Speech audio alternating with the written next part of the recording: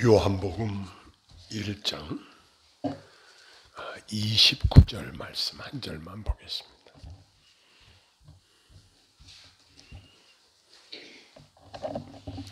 이튿날 요한이 예수께서 자기에게 나오심을 보고 이르되 보라, 세상 죄를 지고 가는 하나님의 어린 양이로다.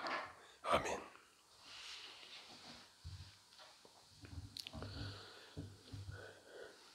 예수님이 사람을 평가하시는 것은 사람들의 평가와는 다르고 아주 가장 정확한 평가를 하신다고 우리가 보면 틀림이 없습니다.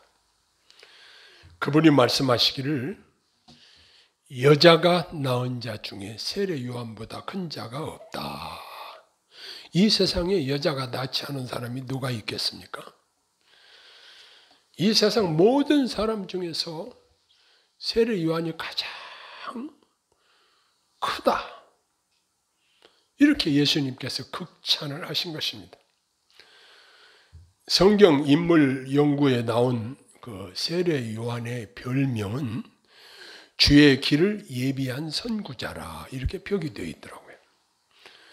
그는 아비야 반열의 제사장 스가랴와 또 아론 집안의 딸 엘리사벳의 아들로 BC 5년경에 태어났고 그는 사람들에게 세례를 베풀었다고 해서 세례 요한이라고 불렸고 이 요한이란 이름의 의미는 여호와는 은혜로우심이라는 그런 의미를 가지고 있다고 합니다. 이 세례 요한은 구속사에 있어서 하나의 분계선이었습니다. 그가 예수님을 만나기 전까지는 그는 다른 유대인들과 같이 전 시대에 속한 자였으나 그의 사역의 결과 그는 신약 시대의 선구자가 되었던 것입니다. 그는 우리가 잘 아는 대로 약대 토롯을 입고 메뚜기와 석청을 입고 광야에서 회개의 메시지를 외치는 자였습니다. 많은 사람들이 그의 설교를 들으려고 모였고 그에게 와서 세례를 받았습니다. 그래서 그의 설교는 사람들에게 큰 영향력을 끼쳤고 그 소문이 널리 퍼져서 많은 사람들이 그에게 몰리게 되었습니다. 그런데 예수님께서 요단강으로 세례 요한에게 세례를 받으러 오셨을 때 세례 요한 자신은 자기가 예수님에게 세례를 베풀 자격이 없음을 직감적으로 느꼈고 그의 예수님에 대한 증거는 오늘날 우리들이 증거해야 될 한마디로 말하면 위대한 증언이었다. 이렇게 말할 수 있는 것입니다. 오늘 사도 요한이 기록한 1장의 말씀 속에서 아까 읽은 말씀이 핵심적인 요절이라고 할 수 있겠습니다. 우리가 그 많은 말로 사람을 설득하는 것이 꼭 훌륭한 전도다. 이렇게 말하기는 어렵습니다. 짤막한 한마디지만 그 말씀은 성령께서 그 말씀에 힘을 실어주시고 그 말씀이 사람 속에 들어가서 역사하게 하실 때에 사람을 구원하는 놀라운 능력으로 역사하게 된다는 사실을 우리는 기억하게 됩니다. 세례 요한은 빛이신 그리스도를 세상에 증거해서 사람들로 하여금 그분을 믿게 하는 것이 그의 사명이었습니다. 그는 자기를 드러내지 않고 다만 그리스도를 사람들에게 나타내고자 했습니다. 세례 요한뿐만 아니라 믿는 우리 모두가 예수님을 높이고 예수님을 전하고 드러내야 될 사명이 주어져 있습니다. 우리가 말하는 내용들을 살펴보면은 사람들을 만나서 이야기할 때 다양한 주제로 이야기들을 나눕니다. 그 중에 예수님께 대해서는 얼마나 알고 얼마나 이야기하고 예수님이 우리 말하는 부분에서 차지하는 비율이 얼마나 되는가 한번 살펴볼 필요가 있습니다. 그런데 여기 세례 요한이 예수님께 대해서 핵심적인 사실을 전달함으로 말미암아 예수님에게 극찬을 받은 것처럼 예수 그리스도의 은혜로 구원 얻은 우리들도 동일하게 이 사명이 주어졌다는 사실을 실감하게 됩니다. 그러나 그 당시 사람들이 그리스도를 알지 못했다고 사도 요한이 증거하고 있습니다. 그러면서 세상이 그리스도로 말미암아 지은 바 되었음을 선포했고, 그러한 위대한 메시아를 그 사람들이 몰랐고 영접지도 아니했다, 이렇게 말하면서 우리에게 매우 중요한 말씀을 사도 요한이 증거하는데 뭐라고 말하냐면, 영접하는 자 곧 그 이름을 믿는 자들에게는 하나님의 자녀가 되는 권세를 주셨으니, 이렇게 말씀을 하고 있습니다. 여기서 영접하는 자는 예수님을 받아들이는 모든 자를 가리킵니다. 유대인이나 이방인이나 남녀노소 빈부 귀천을 구별하지 않으시고 누구든지 자기 죄를 회개하고 예수님을 구주로 영접하면 구원을 받게 된다는 사실입니다. 여기에 이것저것 갖다 붙이거나 뺄 필요가 전혀 없습니다. 순수하게 이 말씀 그대로 전하고 그 말씀 그대로 믿으면 하나님의 자녀가 되는 권세를 주셨다고 분명하게 증거하고 있습니다. 우리가 예수님을 믿고 그분을 구주로 영접하는 것처럼 큰 복이 어디 있겠습니까? 그보다 더 중요한 일이 어디 있겠습니까? 세례 요한은 자기에게 세례 받으려고 모인 많은 사람들 앞에서 예수님은 자기보다 먼저 계신 분이라고 소개하고 있습니다. 세례 요한은 육신적으로는 이 세상에 예수님보다 먼저 태어났는데, 이렇게 증거한 것은 예수님은 창조주이심을 증거한 것이기도 했습니다. 자, 그러면 여기 18절의 말씀을 보니까, 본래 하나님을 본 사람이 없으되 아버지 품속에 있는 독생하신 하나님이 나타내셨느니라 그랬습니다. 이것은 그리스도께서 성육신하신 하나님이심을 증언하는 말씀입니다. 바울 사도도 빌립보서 2장 6절에 그리스도는 하나님과 본체이시다라고 증거한 바가 있습니다.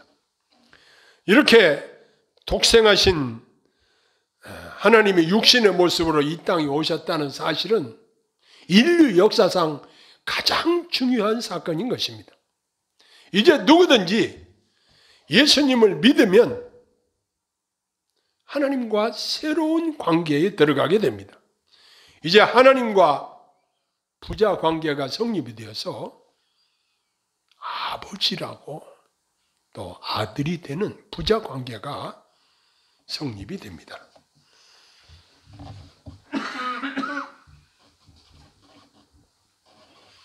베드로가 예수님에 대한 신앙 고백을 함으로 말미암아 칭찬을 받은 일이 있었죠. 주는 그리스도시요 살아계신 하나님의 아들이십니다. 이렇게 신앙을 고백했죠. 이렇게 예수 그리스도께서 어떤 분이심을 안 세례 요한은 사람들 앞에서 나는 물로 세례를 베풀거니와 너희 가운데 너희가 알지 못하는 한 사람이 섰으니 곧 내 뒤에 오시는 그이라. 나는 그의 신발끈 풀기도 감당하지 못하겠노라 하더라. 26절, 27절이 이렇게 증거하고 있습니다. 많은 사람들이 세례 요한에게 몰렸습니다. 세례 요한의 설교를 듣고 회개를 했습니다. 그에게 와서 세례를 받고, 야, 저분이 메시아가 아닌가 사람들의 관심이 그에게 쏠리고 그의 인기는 날로 올라가게 되었습니다. 그러한 상황 속에서 그 많은 사람들 앞에서 나는 저분의 신발끈 풀기도 감당치 못할 자로다. 자기는 한없이 낮아지고 예수님을 최고로 높이는 이러한 세례 요한의 증거는 참으로 훌륭하다고 우리는 평가할 수 있는 것입니다. 그러면서 29절에 아까 읽은 말씀, 여기 보니까 요한이 예수께서 자기에게 나오심을 보고 이르되 보라 세상죄를 지고 가는 하나님의 어린 양이로다. 요즘 많은 사람들이 위기 상황이라고 말하기도 합니다. 지금 전 세계 사람들을 공포로 몰아가고 있는 이 전염병, 가장 큰 위기라고 말을 합니다. 실로 엄청난 사람들이 죽어가기 때문입니다. 그런데 실제로 더 위기는 바로 죄 문제라고 말할 수 있습니다. 로마서 3장 23절에 모든 사람이 죄를 범하였음에 하나님의 영광이 이르지 못하더니 라고 증거하고 있습니다. 누구든지 이 죄 문제를 해결받지 못하면 영원한 멸망이 이르게 됩니다. 이 코로나 이것은 백신을 맞고 면역력이 형성이 되면 이 코로나에 대해서 걸리지 않는다고 그렇게 사람들이 이야기를 하고 백신을 맞고 있는데 이 죄 문제에 대한 백신은 없습니다. 성경은 죄의 싹은 사망이라고 분명하게 선포하고 있습니다. 따라서 모든 사람들이 가장 시급하게 해결해야 될 문제가 바로 이 죄 문제입니다. 그러나 이 문제는 인간의 능력으로 해결할 수 없는 것이 매우 심각한 문제인 것입니다. 예수님이 오신 목적이 바로 여기에 있습니다. 세례 요한은 예수님을 보면서 사람들에게 매우 중요한 증언을 합니다. 보라! 세상 죄를 지고 가는 하나님의 어린 양이로다. 예수님은 자신이 친히 자신에 대해서 증거하신 말씀 속에서도 뭐라고 말씀하셨냐면 인자에 온 것은 섬김을 받으려 함이 아니라 도리어 섬기려 하고 자기 목숨을 많은 사람으로 대속물로 주려 함이니라. 이렇게 말씀하셨습니다. 이처럼 예수님의 죽으심은 저와 여러분의 죄를 대신 짊어지고 죽으신 대속의 죽음이라는 사실이 여기 기록되어지고 있습니다. 우리는 이처럼 예수님의 죽으심이 나를 대신해서 죽으신 죽음이다. 이 너무나도 중요한 사실을 우리가 확신해야 될 뿐만 아니라 다른 사람들에게 확실하게 증거해야 될 사명이 있다는 것입니다.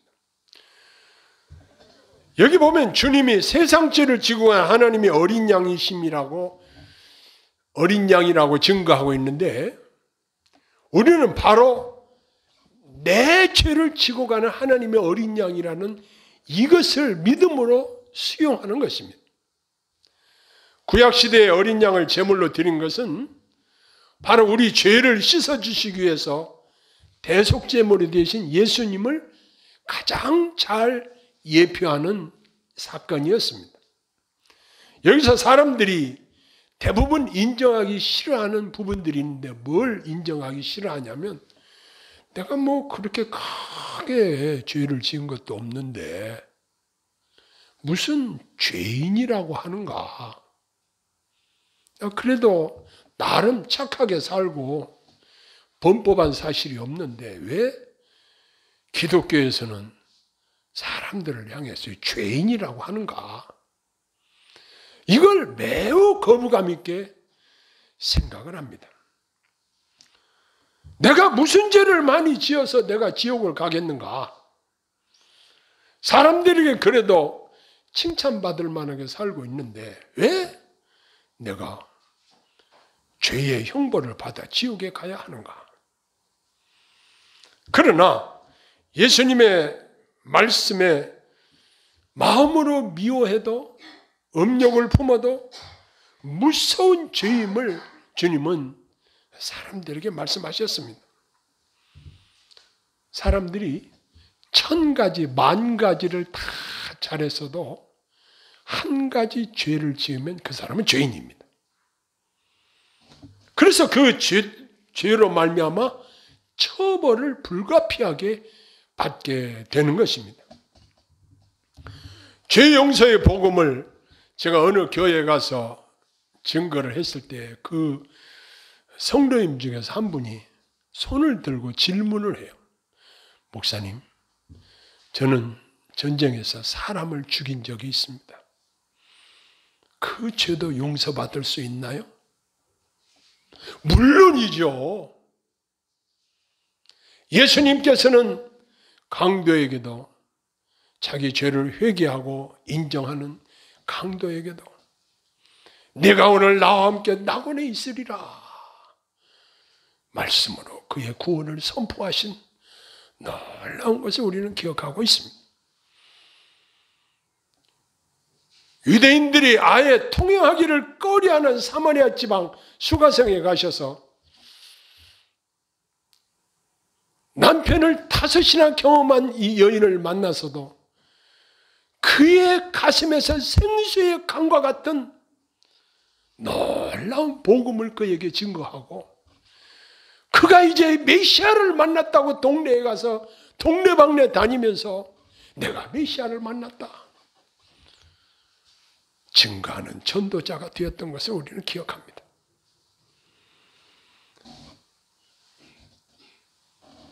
이처럼 하나님의 독생자의 대속의 죽으심 덕분에 우리가 하나님과 평화를 누리고 부자 관계가 성립이 되어서 자녀의 권세를 누리며 살게 하신 것입니다. 이 놀라운 사실을 증언하면 듣는 사람들이 믿음으로 수용하면 믿음으로 그리스도를 구주로 영접하면 죄사함 받고 영생을 선물로 받는데 우리가 입을 꽉 닫아놓고 이 말을 하지 못하고 쓸데없는 이야기들만 많이 하고 사는 것이 우리의 현실입니다. 우리 그리스도인들이 모이면 어떤 말들을 하는지 한번 살펴봅시다.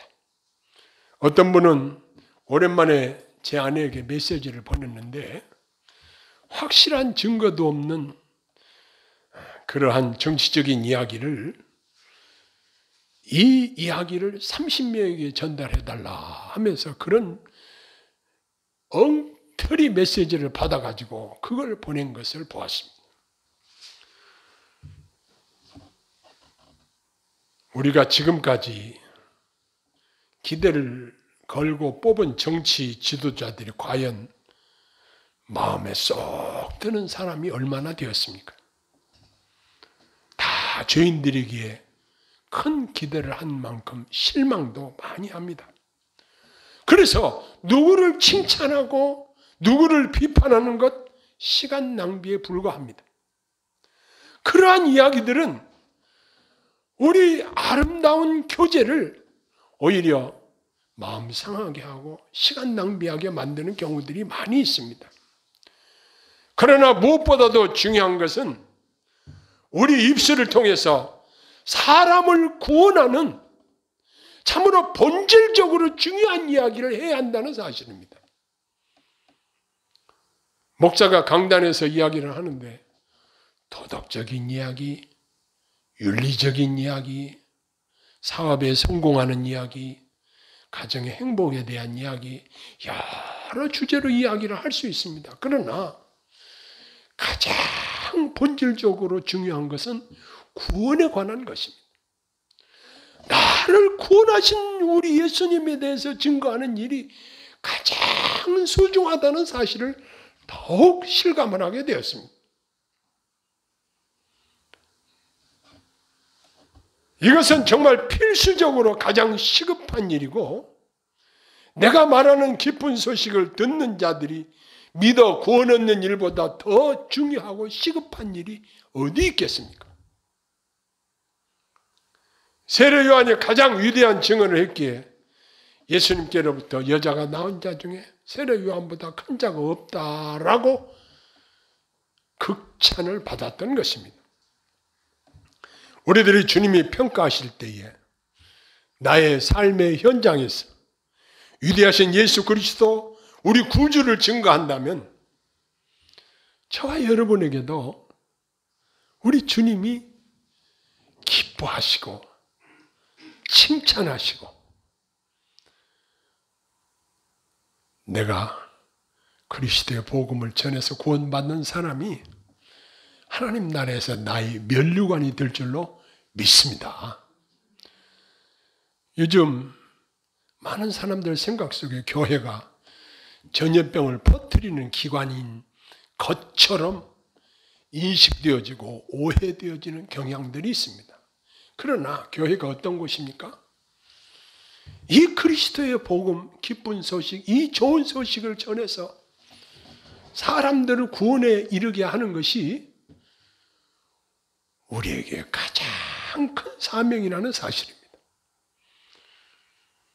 하나님께서 세례 요한을 예수님보다 5년 전에 태어나게 하신 것은 분명히 그에게 예수님을 증거하라는 그 사명을 그에게 부여해 주었던 것입니다. 그는 그 사명을 감당하고 헤롯 왕에게 직언을 하다가 순교한 그러한 사람이었습니다. 우리가 이 땅에 살면서 세상 죄를 지고 가는 하나님의 어린 양, 내 죄를 대신 짊어지시고 가는 하나님의 어린 양, 이 사실을, 이 단순하고도 중요한 이 사실을 우리 입술에서 증거한다고 한다면 하나님께서 우리를 기뻐하시고 우리에게 말씀하신 것처럼 너희는 먼저 그의 나라와 그의 의를 구하라. 그리하면 이 모든 것을 너희에게 더하시리라 한 먼저 우리가 해야 될 일이 무엇인가? 하나님 나라의 복음, 예수 그리스도가 어떤 분이냐? 그분이 어떻게 우리를 구원하셨느냐? 이 사실을 증거하는 것이 우리에게서 가장 큰 위대한 일이라는 사실입니다. 이제 오늘 위대한 증언이라는 주제로 함께 은혜를 나눴습니다. 위대한 사람이 위대한 말을 하게 되었습니다. 위대하신 예수 그리스도, 그분이 나를 구원하신 이 놀라운 위대한 사실을 우리 입술에서 전한다고 한다면 우리는 우리 주님이 우리를 위대하게 평가하실 것입니다. 비록 돈을 많이 모으지 못했어도, 비록 공부를 많이 못했어도, 세상적으로 그렇게 출세하지 못했어도 우리 주님이 보시기에 잘했다, 착하고 충성된 저와 여러분을 칭찬하시고 우리들을 후원하실 것입니다. 기도하겠습니다. 하나님 아버지,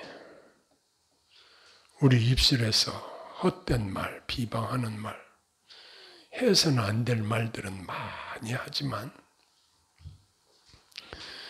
예수님을 소개하고 우리를 대속하신 예수님에 대해서 전하는 일은 거의 전무한 것을 고백하나이다. 아버지 하나님, 아무리 이 시대가 교회를 오해하고 교회에 대해서 비판적인 이야기들을 한다고 할지라도